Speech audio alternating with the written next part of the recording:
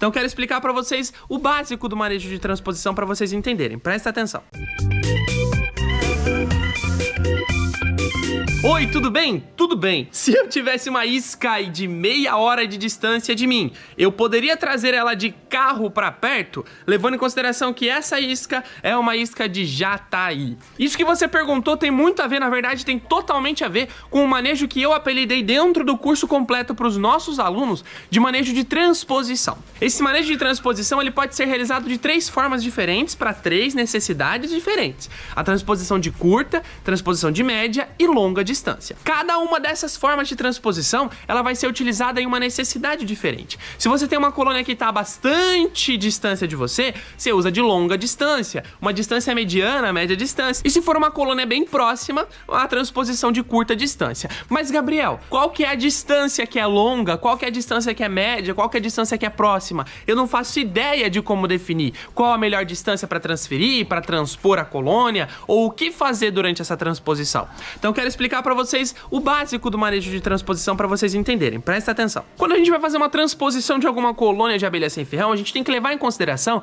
a distância que essa colônia dessa espécie percorre normalmente para a coleta de alimento. Exatamente. Existe sim uma distância que cada uma das espécies de abelha sem ferrão percorre a partir do meliponário para a coleta de alimento. Ou seja, essa colônia de Jataí aqui, ela vai alcançar uma distância de voo de mais ou menos uns 700 metros a partir do meliponário. Ou seja, se a gente traçar um ponto, o meliponário está no centro, toda a volta do meliponário, esse raio de 700 metros em volta do meliponário, é uma área de dominância dessa colônia para coleta de alimento. Tem rotas de voo estabilizadas e estabelecidas em toda essa região. Então elas já têm tudo isso mapeado, elas já conhecem. Outras colônias, como bugias, por exemplo, abelhas maiores ou mandaçaias, já alcançam distâncias maiores.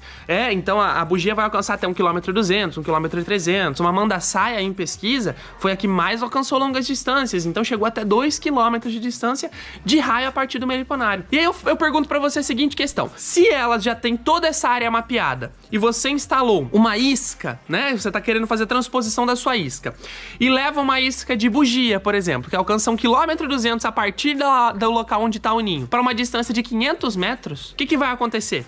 Como ela já tem essa região mapeada, tá dentro da região dela, ela vai facilmente conseguir voltar para o local antigo que ela estava. Porque elas sempre vão voltar para o local onde está o ninho. Não importa se o ninho está numa isca pet numa árvore ou se o ninho está no meliponário. Elas vão voltar para o local antigo. Então, o que você tem que fazer? Numa transposição, você tem que escolher uma distância, isso se for de longa distância, que seja maior do que a distância que é a área de dominância dessa colônia. Se for uma Jataí, tem que ser mais de 700 metros de distância. Se for uma bugia, mais de 1,2 km. Uma mandaçaia, mais de 2 km. Para sair da área de dominância delas, para que elas não tenham mais rotas para voltar para o local antigo onde era o ninho, tá? Então, a partir desse momento, elas vão reprogramar essas rotas delas, vão definir novas rotas nesse local novo que elas estarão. Então, a partir daí, esse local novo será o local do ninho em que elas vão retornar caso tenha algum problema. Mas vale lembrar que existem outras formas de realizar o manejo de transposição, e o manejo de transposição ele não é somente a mudança da colônia de local, tem todo o acompanhamento pós-mudança. Existem os fatores que a gente precisa avaliar